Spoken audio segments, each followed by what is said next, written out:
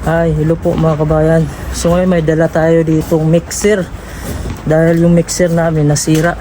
Bagong bili namin yung mixer na yun. May warranty pa ngayon. Pero hindi ko na sinauli kasi mura-murahin lang kasi yung mga kabayan. Nabili namin. At saka made in China yun. Kaya mura lang bili namin. Nakakaya naman na nagamit na naman namin yun. Sa akin hindi na kami lugi na nagamit namin. Kaya ito bumili kami ng bago. Pero itong bago na to ay may nakabili na nito kaso hindi niya ginamit kaya nabili namin ng mura. Ang kagandahan nito, original siya. So pasok tayo sa loob, titingnan natin kasi si Mrs. gusto niya talaga mag-bake. So dahil nasira yung aming ganito, so naghanap kami sa online na mura. Pasok tayo sa bahay. Yeah. Hello? Dito sa loob. Maya? Wow! Maya ah! Maya? Bago pa! Oh. Hold. Wala ka nang daw na ano daw ni? Wala na open. Oo. Umuwi muna ako ng bahay mga kabayan kasi pagtanghali dito ako kumakain. Hindi na ako bumibili ng mga luto sa labas kasi nagluluto naman si Mrs. So tanggalin muna natin itong mga suot natin na doble-doble kasi napakalamig sa labas. Kaya nagsusuot ako ng mga patong-patong at medyo mabigat yung dala natin. Ayan. So masarap kumain pag tanghali kasi pag umaga minsan di ako kumakain kasi walang gana. So kadalasan nag-aatas lang ako tsaka tinapay. Kahapon pala mga kabayan, nandito yung king ng Denmark. So hindi tayo nakakita. Sila misis lang ata. Nakapunta sila dun sa may pinuntahan ng king din, banda sa may city. Kasi naitrabaho tayo. So hindi ko lang alam kung ano yung pinunta ng king dito. Baka visit lang. Kasi madalas sa isang taon pumupunta talaga dito yung king ng Denmark. Bibisita siya. So mayroon pala kami ditong... Kuhan mo nga ma. I-unbox natin to.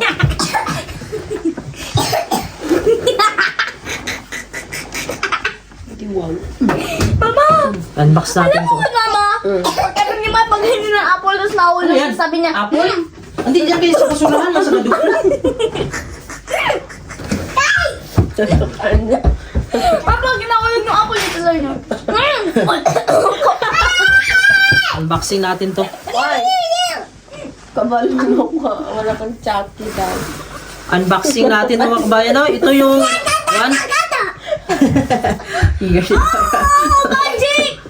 Ito yung nabili namin online. Secondhand lang ito.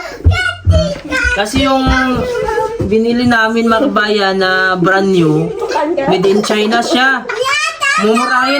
Mumurahin lang kaya mabilis na sira. Meron namang warranty yun pero hindi na binalik kasi parang nakakahiya naman. Si binugbog na kasi ni Mrs. yun Araw-araw. sa pagluto araw-araw, so nasira talaga siya. Ikuha natin, buksan natin. Ang pangalan niya pala ito, Stan Mixer. 5 liter siya. Pila ka liter yung dati? 3 lang? O ganun kalak? Mas malaki ito, no? Ayan. So wala akong idea kung magkano ito sa brand new kasi binili namin ng 500 Danish kroner or nasa 4,500 pesos. Ang sabi nung may-ari, kuwan daw. Mayroon na daw silang mixer tapos ito parang regalo ata, regalo sa company. Kaya binibinta na nila. So ito, buksan natin. Mahilig kasi si Miss magluto. So wala kaming gagamitin na mixer kasi nasira yung mixer namin. Ay, sorry. Ayan, ha? Ano? Ayan, para makaluto na naman si Mrs. ng pandesal. Napulog man ako. Yung dalawang anak ko, ang ingay talaga nilang dalawa. Pero okay lang yan, basta healthy lang mga kabayan, wala lang sakit. Bahala na maingay. Kaysa yung mag-alala ka, hindi ka din makatulog. Kasi nagkakasakit. Kaya subuksan na natin kung ano yung itsura nito. Gaano ba sa kalaki? O baka mas malaki pa ito. Doon sa binili namin dati. May manual siya. So, hindi ko alam kung anong made ba to. Anong made to ma? Danish. look. Denmark. Baby, look, look, look. Denmark talaga siya? Made in Denmark? Oh. Kuya, that's a horse. Ayan, that's a horse. Sa Denmark? Sa gilid. Danish product. Ayan, oh. Danish. Well, remember of the Danish National Solidarity Team. So, Denmark tumakbayan. Denmark. Denmark product. So, siguro parang matibay na ito sa tingin ko kahit bugbog yan to sa kaluluto. Ayan siya. Wow! I love it! Parang ganun ni kalaki ata. Mas malaki ito? Sakay likod, sakay likod, sakay. Dati mo ito, mama. Tuyok mo ba? Sakay likod, sakay likod, sakay. Mahulog mo. Parang mas kwanto makabay, mas malaki siya, mas power ito. So, marami nang malulutong panggisal ito si Mrs. Ito pala yung luma. Yung binili namin. Mayroong nakalagay na 5 years warranty, kaso hindi na namin ibabalik to kasi nakakahiya naman na bugbog na ito. Ang nasira niya yung dito sa loob, yung pag-ikot, itutusok mo dito. Kasi matatanggal-tanggal yun parang naluto. Made in China kasi ito ano? Made in China at saka low quality lang sa mura lang siya. So okay lang yun kasi ginamit lang ni Mrs. pang practice yan. So ito, subukan natin to. Kung gaano ba siya ka tibay. Wow. Maliit lang pala yung kanya. Ay, man, palaki. Bagong-bago. Wow! Grabe, kumikinang-kinang. Kumikinang. Ay. Okay. Ayan. So marami ng pandesal na naman ang maluluto nito. Ano siya? Oh, shores, another year. Okay, Ah, ito siya sa pinakataas. taas. Lock. Hindi, baliktad ko ron. Ano sa matanggal dito? Ayun, oh. Ayan. Ito po siya. Medyo maganda ang klase niya kasi sa kuwan pa lang makaba, no? Huwag mo tok-tokin. Mahina lang naman. Ano po Ayan siya? ang lock niya, oh. Lock niya. May lock pala ito siya. Ayan. Ayan. Wow. Ito yung lagayan niya, oh. Ito na siya. Hindi na siya yung ditusok. Kasi yung sa amin, ditusok siya, eh. So, maganda to kasi hindi mo na itusok pa. Dito meron siyang klase-klaseng pang-mix. Ito maasa, ano di ba? Dalawa man ikabok at tulo. Ito ang gamit mo. Mayroon siya no. Ito. Ito para tata to sa mga hotcake eh. Dapat unahin mo na ito. Tad. Hindi man kumalagay yan. Ay. Ito na po mga kabayo yung ating mixer. Wow. So ngayon, susubukan natin. Nakasaksak na po siya. Sabi yung pangkinis oh. Makang napakatibay nito oh. Malalaman naman talaga. Tapos meron siya dito palang ko ano, adjustan. Sobrang smooth. Wow! So ganyan. Ganda. May palakas hanggang 9 oh. Kaya niya hanggang 9. Subukan natin lahat. Uy, lakas. 4 pa lang yan oh. 6. Ayun, so magluluto na naman si Mrs. ng pandesal. So ito yung pinakaunang subok niya dito sa bago naming mixer. So medyo maganda-ganda na itong mixer mga kabayan. Hindi kagaya yung mixer namin dati. Yung dito niya, itutusok mo pa dito. Kaya yun natanggal sa loob. Ito nakabolt na sa dito. Nakalock yan. So yung dalawa kong anak yan, natutulog na. Si Amaya balik na naman siya sa Didi. Naghanap na siya pero konti na lang yung binibigay ko. Nung nakaraan hindi na siya nagdidi mga kabayan. Minsan lang pag naisip niya, binibigyan ko na lang. Pero pa isa-isa na lang, hindi kagaya dati na. Parang every 3 hours naghihingi. Mawawala din yan. Kasi pinapractice na namin siya na magkuan baso. Ayun, ugasin natin dito. Ayun, subukan na po yung mixer. Medyo maganda siya. Kumpara yun sa isa.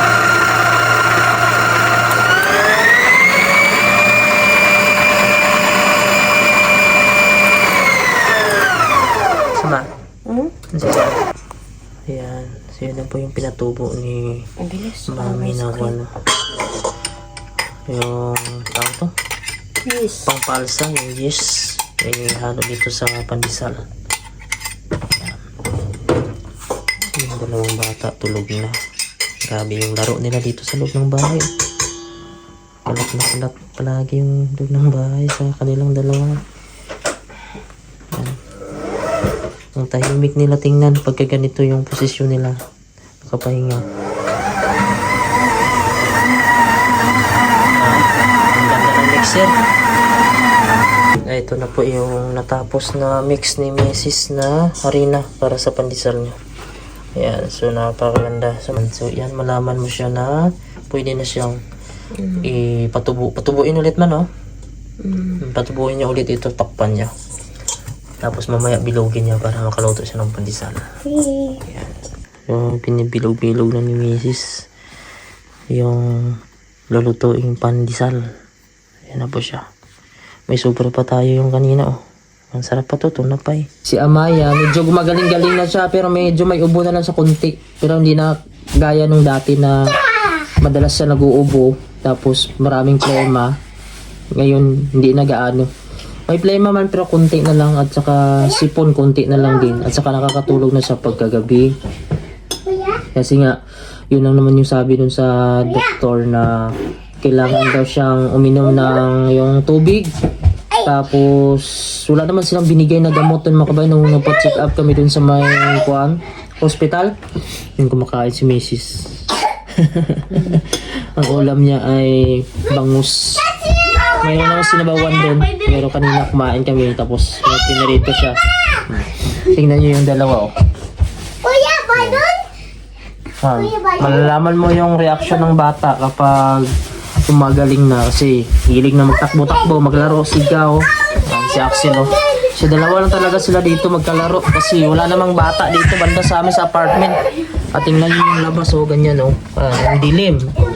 Tapos napakalamig mga kabayan. Doon na, higa kayo doon. Grabe, ang ingay talaga ng mga bata tong dalawa.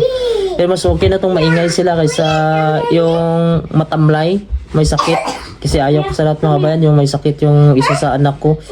Kasi hindi ako masyadong makatulog. Makaidlip man ako pero binabantayan ko yung reaction niya ba. Kung okay pa ba yung paghinga niya, mainit ba siya. Kaya hindi din ako nakakatulog. Lalo na pag may lagnat, mataas na ako, hindi na ako matutulog niyan. Pinapahiran ko na yung anak ko ng towel. Saka monitor ko talaga yung kanyang kanyang init saka lagnat. Yun yung mahirap. Si Amaya kasi mga kabayan, meron siyang asma sa Pilipinas pa lang kasi nung nanganak kasi si Mrs. Cesarean kasi si Mrs.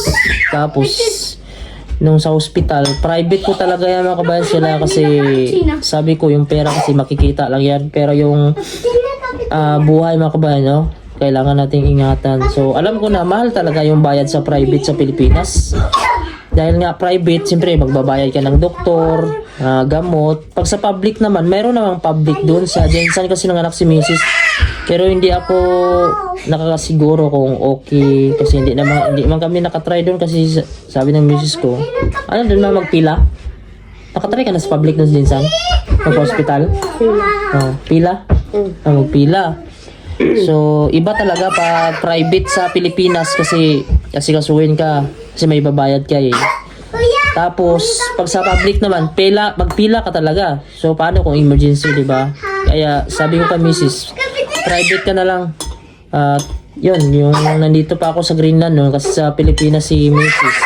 Bundis siya dito kay Maya. Nag-overtime lang ako, no? Nag-overtime para makabayad ako sa, kung may bill man ba. Pero hindi ko na-expect no na aabot sa mga 100,000, 150. Isip ko lang siguro mga 50,000 kasi kala ko normal lang pagpangalak. Yun pala si Sarian. Amaya. Ay. Tingingay ng dalawang bata. Yan yung kuha namin dito sa lobby, yung speaker. Kaya pag bata, ganyan talaga. Mamiss mo din yan pag lumaki na sila, eh. Tapos, siguro mga 2 linggo na ako dito. Si Mrs. Nasa hospital kasi manganganak na siya. Sakto din mga kabayan kasi every 2 weeks din dito, sumasahod kami dito sa Greenland. At saka wala talaga akong pera noon. Kasi galing ako ng Saudi noon, nag-cross country ako papunta dito sa Greenland. Kasi nakakita ko ng trabaho dito sa Greenland. So kung sa Saudi pa ako noon siguro mga kabayan, nanganak si Mrs. Baka siguro nakautang ako or nakasangla ako ng farm ko doon o nabinta ko ba yung farm ko, pero wala pa naman kaming bahay noon nung pumunta ako dito sa Greenland, wala pa kami sariling bahay. Tapos nung na-hospital na si Mrs., nandito na ako nagtatrabaho. Ang sinahod ko dito ng 2 weeks, sakto na binayad ko doon sa hospital ni Mrs. Umabot kasi yung bill ni Mrs. kasi cesarean siya. Tapos si Amaya parang inadmit din siya kasi nakainom siya ng tubig ni Mrs. Kasi ang tagal kasi nag-ire ni Mrs. hindi talaga lumabas si Amaya. Kaya decide na lang yung nurse na cesarean na lang siya. Dahil sa tagal niya pag-ire, so nakainom ng tubig si Amaya. So ayun yung parang nagka-problema si Amaya ba sa health pa lang, sa bata pa lang may sakit na siya. So hanggang ngayon lumaki siya. Nagkaroon siya ng asthma. Sa Pilipinas, yung history ng anak ko, si Amaya, bata. Parang ilang months si Amaya nagkasakit mo? 6 months. 6 months, no? 6 months mga bayan, si Amaya nagkasakit na ng asthma sa Pilipinas. Na-admit na siya, 6 months pa lang. So, kada hospital ko, hindi siguro bumababa sa 50 mil yung mababayaran ko kahit may PhilHealth. Pagkano lang kinakaltas sa Pilipinas, 5,000 lang. Kinakaltas PhilHealth. Tapos kung mag-public ka naman, talaga magpila ka doon. Hindi ka din sigurado kung libre ba lahat. So talaga, kada yan, private talaga yung anak ko. Pina-private namin. So malaki yung bill namin. Nagkataon pa nga niyan makabayan na nagkautang talaga ako. Nung nagbakasyon ako sa Pilipinas, galing ako dito sa Greenland, unang bakasyon ko. Nagkautang ako. Dahil nga yung unang taon ko dito sa Greenland ay pinatayo ko siya ng bahay. So nakapatayo ko ng bahay sa 1 taon. Maya, ngay. Ayun na.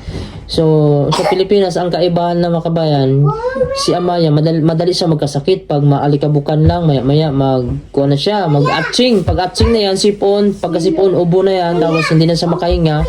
So, sugod agad sa hospital. Pagdating doon sa hospital, mga kabayan, sasabihin agad niya ng doktor na i-admit na yan kasi matamlay na yung mukha niya, kailangan na daw i-admit. So, wala kami magawa kasi yun yung advice ng doktor. Sila naman kasi yung nag-check. So, admit yan. Antibiotic. Grabe, ang gamot ni Amaya, mga antibiotic. Para matanggal lang yung mga plema niya, makahinga lang siya na maayos. Kakaiba naman dito. Tama na ba? Ingay. Sakit. Sumayaman. Kakaiba naman dito pagdating namin dito sa Greenland mga kabayan. Nung nagkasakit dito si Amaya, siguro 3 beses na kaming naidala sa ospital si Amaya. Hindi sila ganun dito. Diba, pagdating mo dito, i-check ka muna nila kung ano ba yung rason, interviewin ka muna nila. Basta hindi ka pa yung 50-50 yung agaw buhay dito ba. Yung makikita pa nila na medyo huminga ka pa, okay ka pa naman. So, mag-a-advise lang sila. Kasi si Axel kasi na-admit na din, nadala na din namin. Ay nga, be. Iba sila dito mga kabayan. Pag pumunta ka dito ng hospital, hindi agad-agad na isipin mo na admit na siguro to. Kasi yung si Axel, tumaas yung temperature niya dito kasi nilagnat niya siya. Sabi namin, ipa-admit na natin to. Sabi ko kay Mrs. Punta na natin ng hospital kasi umiiyak na siya. Masakit na talaga. Pagdating sa hospital, chinik up siya, yung kinunan siya ng dugo, yung temperature, tapos yung dito sa bunganga. So, chinik siya lahat. Ang nakita doon, sabi normal naman daw. Tapos, sabi ko kung pwede ba i-admit. Sabi niya, hindi naman daw dito pwede basta-basta i-admit kasi mayroon daw yung procedure. So, wala kaming magawa mga kabayan, no? So, hindi kagaya sa Pilipinas, kadalasan doon, pag magpapa-hospital kami, talagang admit. So, wala kaming idea kung ano ba yung makikita talaga nila na malala na, pwede na ba ito. Wala naman ako masabi dito sa hospital. Okay naman sa akin kasi napakinabangan ko naman yung hospital dito eh. Nakailang beses na si Mrs. nung dumating dito, nakailang beses kami magpa-check up. Siguro kung hindi ako nag-abroad mga kabayan, tapos nandun lang kami sa Pilipinas, ito yung anak ko, 2 na ito. Pag nagkasakit siguro, naisip ko, siguro marami na siguro akong utang. Ayun, meron na namang niluto si Mrs. Of course, Ito po para sa yung inyo. biko. Alam mo mga nagluto na kabayan naman ng eh. biko. Nagluluto ako. Si Para Mrs. sa aking mga pamilya. Sanay na to si Mrs. magluto. Kasi, palagi siyang nagugutom. Hindi. Okay na to. Di man ako mahilig sa mga sa mga Pagkain? pagkain. More on. Kaso, niluluto ko lang kasi kayo ang iniisip ko. Ito po yung anak ko, si Amaya, si Axel, yan. So, walang pasok bukas, Sabado. Kaya agluto Akala si ko may Mrs. pasok si... Kala ni Mrs. may pasok. Pwede man ako pumasok bukas, Sabado. Pero hindi na ako nagpumasok minsan Sabado, pahinga ako. Kasi gusto ko may baon siyang dala-dala palagi pag magpasok sa trabaho. Kala ni Mrs. papasok ako bukas kaya nagluto siya ng biko. Minsan tinapay, pinapabaon niya. Hilig kasi si Mrs. magluto dito. Kaya pagising niya kasi nakatabi niya lang yung kusina. Kaya mabilis siya makapagluto at makapag-isip. Hello po! Hi! Oh, kumain na po si Amaya ng kung ano ba yun, yung biko. Madilim man kayo. Yan. So gusto na po ni Amaya yung kumain. Hindi kagaya ng mga nakaraan na nasusuka siya pag kumakain dahil sa plema. So ngayon gusto niya po. Yes? Papa, kuya. What do you want? Let's eat. Let's eat. Yan. Paano mag-eat si Amaya? Paano? No, like that. This one, hold. Like this. Not that one, like Kuya. Si Kuya? Oh. Okay, try. Uy, nagkaon silang doon. Yeah, like that. No, like this. Tuluan mo ko. Ganyan, like this. Yeah, like this. Yeah. Okay, try. Like this, look. Look, Kuya. Look down. Kinabahan sila sa palabas. Yung... Down. Okay, big kore. Pekore! Ibig sabihin, very good. Si Amaya na kasi kumakain mga ban kasi tinitrain na namin yan. Dahil pag mag-kindergarten ito, wala nang subo-subo doon. 1-year-old pa lang na mga bata dito, sila lang kumakain ng sarili sa mesa. Binibigyan na sila pagkain. Kaya si Amaya, pag nasana ito, puro subo-subo. Mag-antay ito sa amin, subuan. Wala kami sa kindergarten. Yan. So try Amaya, let's eat. Yan, nakakakain na siya ngayon mga kabayan, malagkit. Pero hindi namin pinapakain ng mga chocolate na. Bihira na lang ice cream yan. Si Axel, masarap Axel? Gusto mo yung biko? Ubus mo yan? Nanonood sila dito ng ayan, horror.